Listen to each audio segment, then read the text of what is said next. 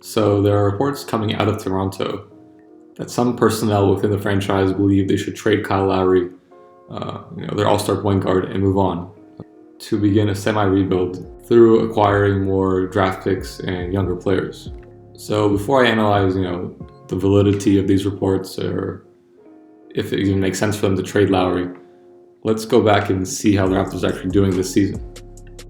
So although the Raptors started the season an abysmal 2-8, they have since recovered pretty well and are sitting in the 5th seed. However, I just don't see them in the upper echelon of the Eastern Conference. Challenging teams like the Nets, Sixers, Celtics, and Bucks just doesn't seem possible, at this point. No question they have good young talent like Anunoby, Terrence Davis, and Malachi Flynn. But you don't have the star power to go against the other teams I mentioned when it really matters in the playoffs.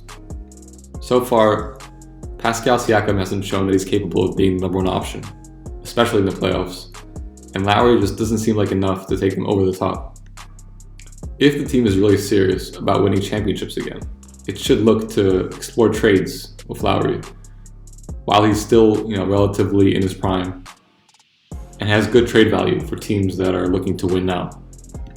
But that's just the question. Where would be the perfect fit for Lowry? Well, to that, I'll ask another question. What team badly needs an alpha point guard to lead their squad? I think the answer to this is pretty obvious. That team would be the Los Angeles Clippers.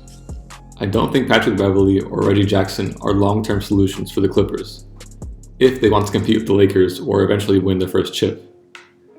They need a guy who can hit shots in the clutch and be the vocal leader they are so desperately missing. Now, they'd probably need to give up some young assets like Zubac or Trey Mann, and maybe some picks, but it's doable. At the same time, the Raptors need a cornerstone franchise-type center, and I think Zubac has the talent and the skills to be this kind of player. Paul George actually mentioned that he believes Zubac doesn't know just how dominant he's capable of being. George said, quote, "He's got a ton of upside. He really has tons of potential. He can do a lot of things. I've seen it. I've been on the other end when he was with the Lakers, and he dominated." So clearly, if Zubac got a chance to be a starting center on a team like the Raptors, I think he would blossom into a star caliber big man.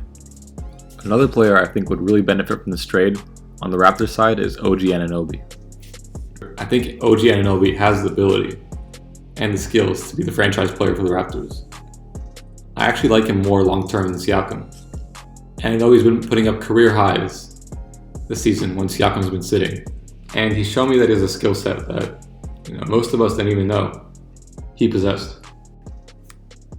He dropped 30 points, 8 rebounds, and 5 steals against the Pacers, a great defensive team, when Pascal Siakam sat out this year. I think giving Anunoby that increased usage and ball handling responsibility will really see his game and statistical output increase. Also, Norman Powell plays a lot better as a starter versus coming off the bench. Take a look at his stats starting this year.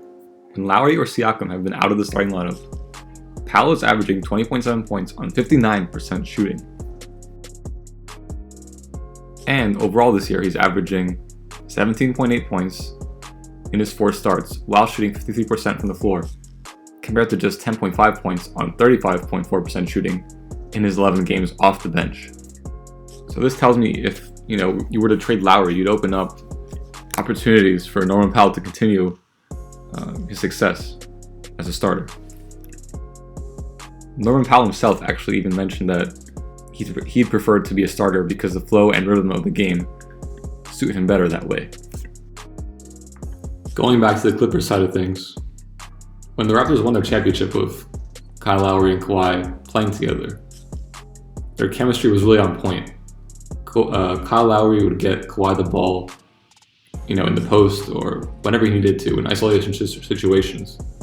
And I think now, Beverley and Reggie Jackson, they just can't distribute the ball the same way Kyle Lowry can. But more importantly, when Kawhi is getting doubled, and Paul George might not be able to hit shots in the playoffs. You need a guy like Kyle Lowry who can step up. And even though Kawhi has improved as a vocal leader, according to reports, coming out of the Clippers camp, I still don't see him, as that level of, Chris Paul, LeBron, that level of leader. I think that's what the Clippers need. Even though they have, Ty Lue, they need that floor general to really elevate them into championship contention. Now, another team that could really use Lowry is the Miami Heat.